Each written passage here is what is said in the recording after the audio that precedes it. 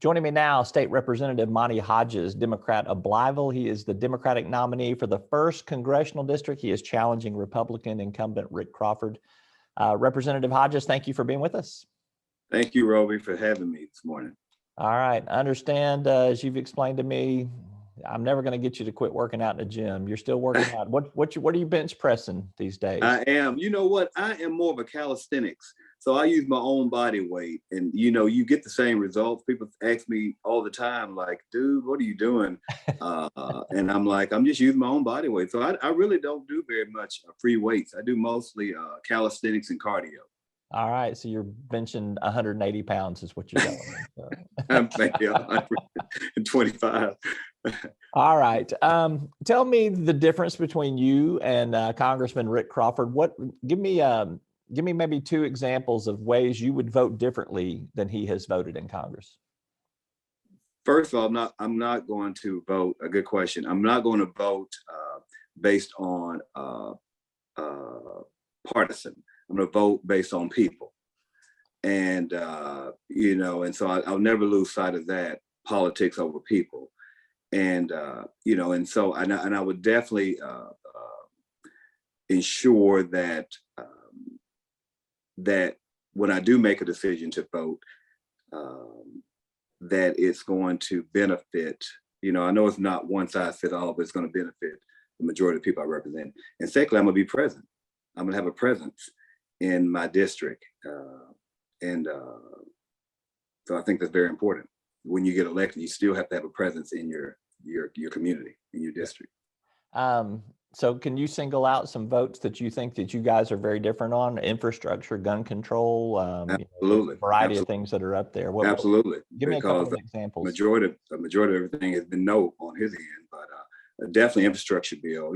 Infrastructure affects so much. The bipartisan bill that brought, so it showed that it was an agreement from across the aisle that this was something that was good for us, and so that's brought almost $4 billion to the state of Arkansas, and we have over 600 bridges in the state of Arkansas, and most of them have some type of issues or some type of disrepair. I say we drive on third world roads and bridges in the state of Arkansas. It not only affects that, but broadband. I drive through this, the 1st Congressional District is Delta. It is rural Delta. My phone drops all the time. I attended a church in Haines, Arkansas, where they couldn't even use their projector screen because of poor internet.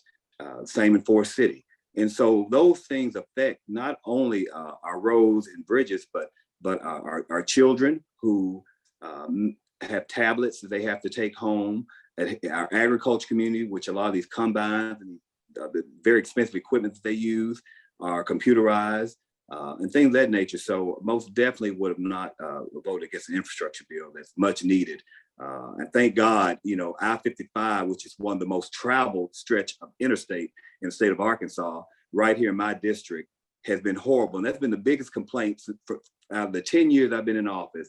The biggest complaint I've had is our highways, it's particularly 55, which is horrible. I just had my suspension fixed on my vehicle driving back. I've been driving back and forth to Little Rock for many years. And the Build Back Better bill that would have lowered insulin costs from $1,000 to $35. We're in a poor state. We're in a state where people are unhealthy. So people have to make decisions. Am I going to put grocery on my table, or am I going to get my prescription drugs, insulin filled, things of that nature? So these are things that help people. Our motto here in the state of Arkansas is Regnus Populus, the people rule. We're about taking care of people. And when you vote against the self-interest of the people who elect you, who send you to DC to be their voice, then I have an issue with that. All right. The economy is obviously going to be central in this campaign. It's certainly a Republican talking point. It is a Democratic talking point too. So we have seen, inflation is rising. You're in the banking world. You understand what's going on in the economy in a big way. Yet at the state of Arkansas, we have a $1.6 billion surplus. We're on track right now with already $175 million surplus in the new fiscal year. How is the Arkansas economy seemingly dodging this national economy that all I hear about is negative, bad news? You know what? We have to, although we have this great surplus, granted, we all the states receive help from the federal government, which better, but we still have to be fiscally responsible. I think it's good that we are a balanced budget state, but we still have to be fiscally responsible with the way we handle our money. We just recently had a special session that we accelerated the tax cut that we had already agreed upon and did some school safety issues. But one of the things we wanted to really address was teacher raises, and which kind of fell on deaf ears, for lack of a better word, which is extremely important when we are a state that has one of the lowest teacher pay grades, that we address that issue as opposed to giving tax cuts. And granted, I'm one for lower taxes, but the lower taxes really didn't benefit the majority of the a little bit over 3 million people that live in the state, which are a majority are low income and poor people. And so giving teachers raises would have been, I think, a more fiscally responsible on our part. Hopefully, come 94th General Assembly, they'll address that issue. We allocated during the last session, we allocated millions of dollars to put new prison beds, to build new prison beds in our state. And I think I addressed that when you and I visited before on the session, that I thought that was fiscally irresponsible when we need to be doing things to transition and get these. We're one of the fastest growing states when it comes to incarceration. So if we're a fast growing state when it comes to incarceration, I think we need to put the brakes on and say, why are so many people being incarcerated in the state of Arkansas? And it's very expensive to house these inmates. And so when mental illness is an issue, we need to look at building more mental health facilities here in the state of Arkansas. So we've done well as far as having a surplus, and Arkansas is a cheap place to live and raise your family, one of the cheapest states to live. But we still need to be fiscally responsible with that surplus that we have. Well, you live in the middle of steel country right now, and it's booming in that respect. But you're also, the first district is a largely agricultural district.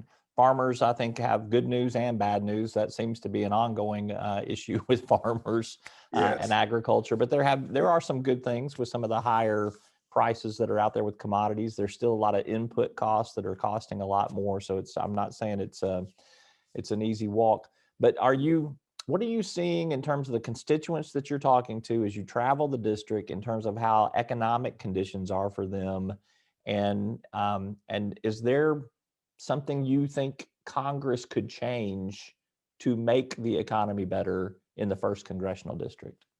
First of all, you have to, in order for them to know that there's economic issues in your district, you have to be verbal and expressing that in DC and letting people know the issue. I've been extremely blessed. Roby, you mentioned steel country. Northeast Arkansas, when I got elected in 2012 and came into office in 2013, of course, you interviewed me back then, I carried the largest economic incentive package the state had ever done since it was passed by the people, the Amendment 82 that brought bigger steel. And granted, bigger steel was looking at other states to locate. And so to be the lead sponsor on that incentive package, to get $1 billion steel mill in my district that has provided hundreds of jobs with awesome salaries, 125 plus $1,000 a year.